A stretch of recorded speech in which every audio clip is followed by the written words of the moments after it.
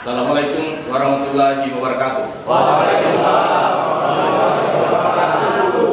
Selamat pagi dan salam sejahtera untuk kita semua. Yang saya hormati para pejabat struktural Rutan Kendari, seluruh warga binaan Rutan Kendari, saya hormati. Pertama-tama dan paling utama, marilah kita selalu memanjatkan puji syukur kehadirat Allah Subhanahu wa Ta'ala atas berkat dan hidayahnya hingga pada pagi hari ini kita masih diberikan kesehatan dan kekuatan, dan semoga ini kita seterusnya diberikan kesehatan. Amin. Jadi tujuan saya kumpul di sini untuk tidak lain karena kalian ini kami sudah percaya untuk membantu kami di sini di Rutan.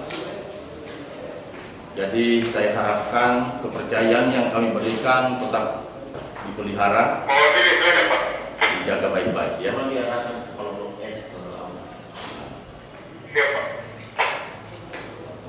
Utamanya dalam hal menjaga keamanan dan kebersihan di Rutan kita ini. Dan yang tidak kalah penting terkait masalah isu nasional sekarang ini, yaitu masalah virus corona. Nah, sekarang ini yang sudah mulai mewabah ini. Kita Indonesia ini sudah mulai terinfeksi virus corona. Kita berdoa mudah-mudahan di Rutan Kendari ini kita terhindarkan dari penyakit corona ini. Untuk itu, untuk dapat terhindar daripada itu kita harus saling sama-sama menjaga, baik kami petugas maupun teman-teman warga binaan di dalam. Karena jika salah satu yang terinfeksi, baik petugas maupun warga binaan, ini kemungkinan semua di sini kita akan tertular. Jadi sebentar ini saya akan memperlihatkan bagaimana cara penularan virus corona ini, supaya ditahu, jangan dipandang enteng. Untuk itu tujuan saya kumpul di sini supaya kalian pahami dulu. Sebentar ini akan kita kumpul semua warga di lapangan. Mudah-mudahan cuaca cerah ini, supaya semua ditahu. Karena ini sudah menjadi isu nasional, malah pemerintah sudah mengeluarkan 1 triliun. Bayangkan, 1 triliun untuk anggaran penanganan daripada virus corona ini. Itu bukan uang sedikit.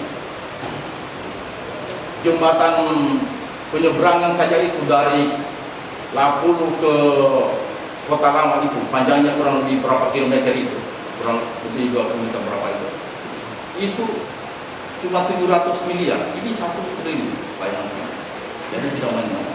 Jadi dalam hal ini pemerintah ini sangat prihatin dengan keadaan.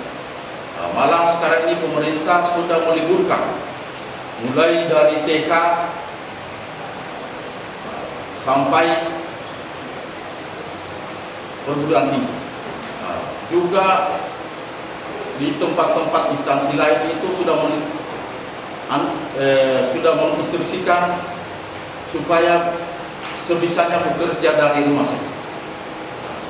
Tapi kita di Rutan di sini, bagaimana kalau kalian mau bekerja dari rumah? Bagaimana dengan kalian di sini? Kan tidak mungkin kami kunci kalian, kami pulang tidur-tidur di rumah. Siapa yang melayani kalian di sini? Untuk itu saya minta kesadarannya, pengertian semua untuk kita saling menjaga. Jadi kalau terpaksa pun ada besukannya itu, upayakan jangan bersentuhan tangan atau seperti yang lalu-lalu itu berpangku Pak.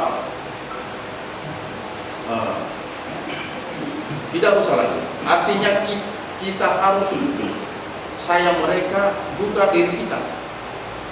Harus kita untuk jangka waktu tertentu saja. Jadi tidak usahlah bergandengan tangan atau apa, sudah. Hentikan dulu sekarang ini. Dan ini jangan dianggap enteng.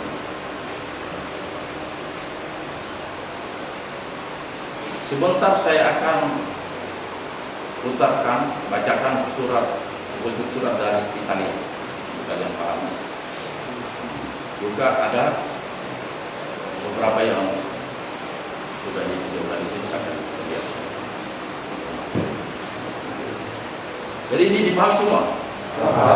Kita sepakat jaga, sepakat ya, jaga kesehatan kita. Dengan catatan, kurangi besukan. Kalau perlu telepon dulu keluarkan, nggak usah dulu besuk ya. Setuju? Setuju. Makanya saya keluar dari semua kepala kamar, semua kepala blok, ya saya minta kalian membantu kami petugas di sini mensosialisasikan kepada teman-teman kalian yang lain yang dalam kamar bahwa ini kita laksanakan, pemerintah perintahkan kepada kita ini untuk kebaikan kita. Walaupun juga anggaran sudah diberikan kepada dinas kesehatan sebanyak 1 triliun, namun kalau sampai tempat-tempat rumah sakit penuh juga, di mana mau dirawat? Seperti di negara-negara lain yang kita nonton di televisi, itu malah di sana memang dari segi obat-obatan sudah mereka temukan, tapi tempat ruang pengobatan yang tidak ada. Akhirnya mereka tinggal pilih saja siapa yang mereka mau obat. Jadi kasihan orang-orang yang sebagian orang-orang yang tidak terobati. Ini.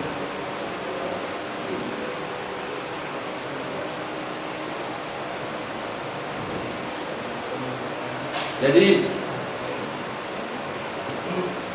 di beberapa rutan dengan lapas itu malah besukan sama sekali sudah ditutup, tidak ada lagi. Tidak usah jauh-jauh. Ini tadi baru-baru saya ngomong dengan Pak Kadut Tangerang. Beliau sejak kemarin itu sudah menutup besukan. Karena beliau merasa kasihan kepada seluruh warga binaan dan pegawai supaya jangan ada yang terpapar. Kami di sini sebenarnya bisa berbuat seperti itu,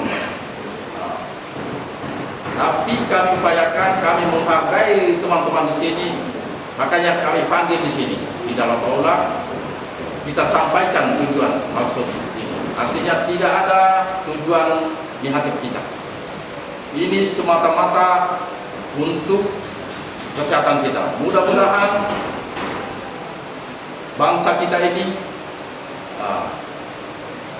cepat teratasi, karena Indonesia ini kemarin beritanya itu sebagai ranking nomor 2 dunia setelah Italia. Itu persentase daripada kematian penyakit corona. Kemarin dulu yang terinfeksi ini yang terdeteksi saja, yang melaporkan diri yang diperiksa itu baru 90 lebih. Kemarin 117. Nah, dari 117 itu sudah ada kurang lebih 10 orang yang meninggal. Berarti kan di atas 5% kematian. Bayangkan kalau penduduk Indonesia 240 juta jiwa, 5% dari itu berapa?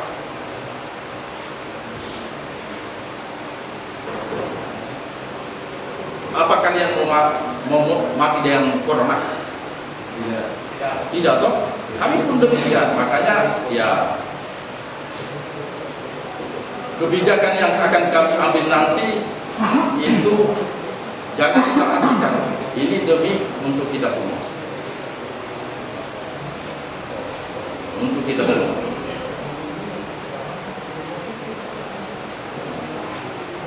Jadi sudah dipahami semua. Jadi baik saya tidak usah terlalu panjang. Nanti kita tunggu teman-teman yang lain di lapangan untuk kita sampaikan. Saya putarkan dulu penyebaran virus corona.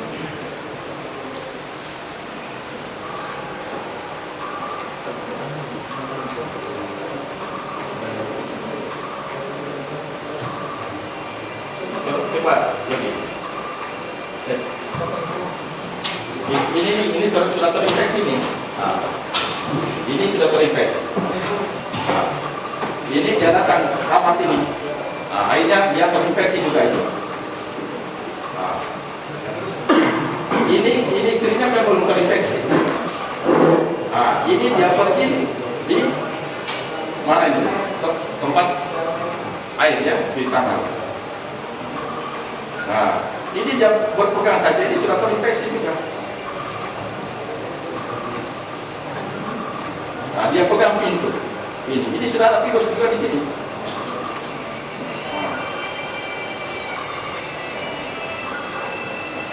Akhirnya yang tadi ini dia datang minum, terinfeksi juga.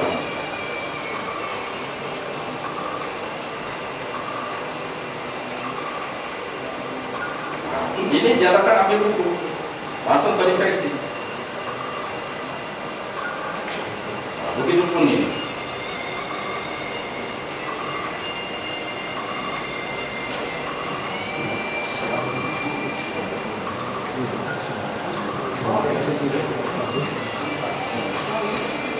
Ini sudah terinfeksi ini.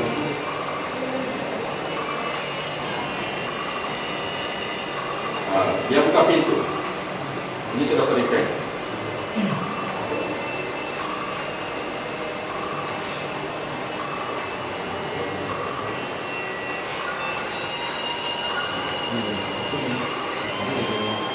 Ini terinfeksi ini kan belum. Dia bawakan wadah ini malah dia ikut lagi ini terinfeksi. Jadi inilah contoh penyebaran dari virus ini.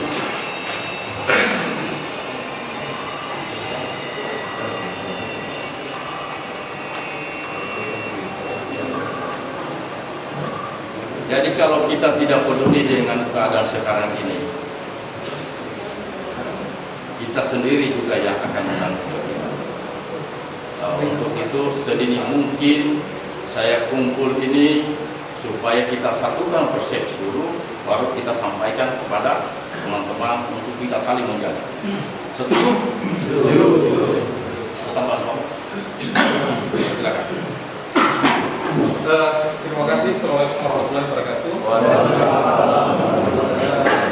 Sebenarnya apa yang mau disampaikan sudah disampaikan lengkap oleh Pak Rahman.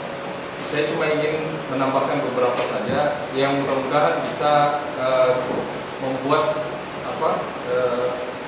membuat pengenalan kita terhadap virus ini dan bagaimana kita mengatasi itu bisa semakin kuat. Di Italia itu seperti data yang disampaikan Pak Karton tadi, itu dalam waktu 18 hari itu yang terinfeksi dari 2 orang itu jadi 9.000 orang. Kenapa itu terjadi? Itu dalam waktu kurang lebih 2 minggu lebih. Kenapa itu terjadi? Karena kita cuek, karena mereka cuek, menganggap remeh ini masalah. Dan yang terjadi hari ini di Italia itu dicatat itu 200 kematian setiap hari karena virus corona. Itu bukan karena mereka meninggal, itu bukan karena tidak sanggup diobati. Karena virus itu menurut medis memang obatnya belum ada, tapi dia akan sembuh ketika dia dirawat dengan baik. Di Italia itu tidak bisa diobati karena membludak tiba-tiba. Jadi tiba-tiba penderita itu melonjak banyak, sehingga tidak ditampung lagi oleh sarana medis, tidak ditampung lagi oleh rumah sakit. Jadi seperti yang disampaikan tadi, mereka itu di emperan, di rumah, tidak terawat dengan baik. Mereka itu yang kemudian meninggal begitu saja. Itu perkembangan kasusnya cepat sekali. Karena itu belajar dari kesalahan mereka, kita jangan sampai seperti itu. Jadi kita tidak perlu panik, tapi jangan menganggap remeh virus ini. Jangan dianggap virus ini cuma mainan. Tidak, virus ini serius. Kalau tidak serius, pemerintah tidak akan meliburkan sekolah sampai 2 minggu sekarang. Kalau tidak serius, pemerintah tidak akan menganjurkan pegawai untuk bekerja di rumah. Dan kalau tidak serius ini persoalan virus ini, beberapa rutan dan lapas itu menutup. Tidak ada pasukan selama 2 minggu.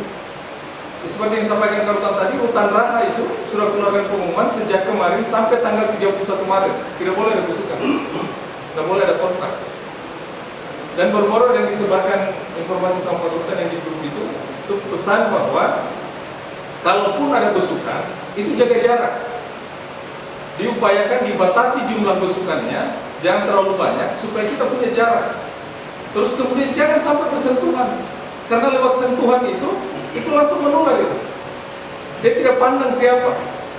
Kemudian yang paling parah dari virus ini, kita tidak hanya waspada pada orang yang kelihatan sakit, tidak. Orang yang sehat pun itu bisa membawa virus. Itu contoh kasusnya itu Menteri Perhubungan. Dari mana dapat virusnya Menteri Perhubungan? Berdasarkan analisa beberapa orang tenaga medis, kemungkinan besar Menteri Perhubungan itu dapat virusnya pada saat menjemput ABK kapal pesiar yang kemudian dikarantina di Pulau Seribu.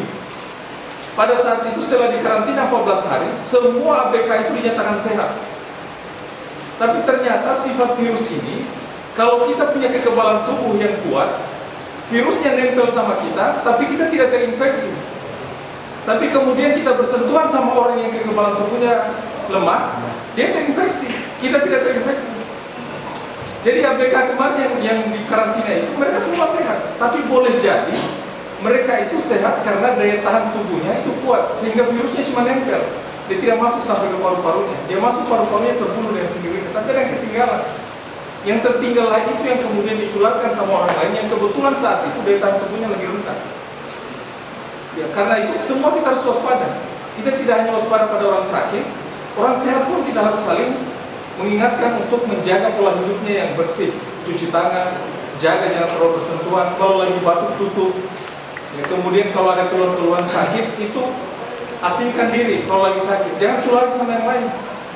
Ya, kayak misalnya di sini ada musola, kalau lagi batuk-batuk lagi flu, tidak usahlah paksakan misalnya itu datang misalnya musola saldi kamarnya supaya yang lain tidak ikut tertular. Kalau ada yang sakit, ingatkan, jangan paksakan untuk bersosialisasi sama teman-teman yang lain. Kalau lagi flu, batuk-batuk, jangan paksakan untuk ada di kelompok orang yang lagi ngumpul, supaya tidak ikut ketularan. Karena sekarang kita tidak tahu yang mana yang flu biasa, yang mana yang demam biasa, yang mana yang corona. Dan kita bisa bayangkan kalau sempat masuk ke sini, kita punya lingkungan tertutup, Pak. Makanya butuh kerjasama kita sama-sama untuk kita maksimal jaga ini barang supaya tidak sampai ada yang tertular. Satu orang pun jangan sampai ada yang tertular.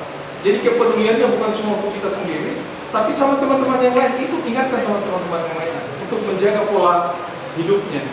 Sering cuci tangan, batuk ditutup, kalau ada masker pakai masker. Saya kira itu mungkin yang saya bisa tambahkan. Terima kasih. Assalamualaikum warahmatullahi wabarakatuh. Terima kasih atas kesempatan yang diberikan. Assalamualaikum warahmatullahi wabarakatuh. Saya hanya menambahkan contoh sebagai pemerintah telah mengantisipasi pencegahan virus corona ini. Saya sudah 3 hari mendaftar berobat di Rumah Sakit Bayangkara. 3 hari itu saya datang setengah 7, namun saya datang sudah habis nomor antrian karena yang dikasih di sana hanya 10 orang. Nah, jadi dari situlah kita bisa pahami bahwa memang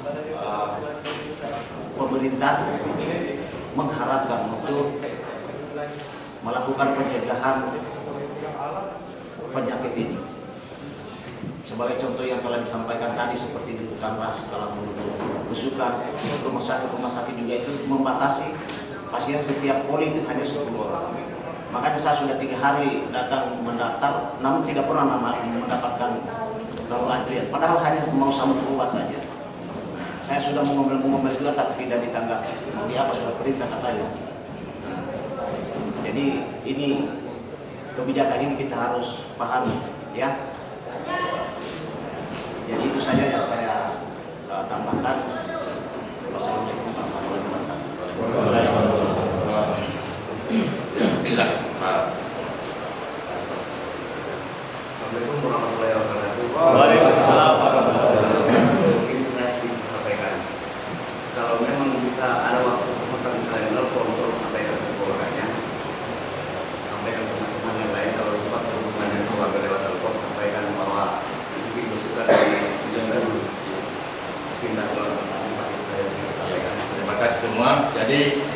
mungkin itulah ya. Ada tanggapan dari teman-teman warga binaan? Ada masukan? Tidak ada. Nah, kalau tidak ada masukan, saya terima kasih. Sekarang bantu kami, kita kumpul semua di lapangan bersama teman-teman. Terima kasih. Wassalamualaikum warahmatullahi wabarakatuh.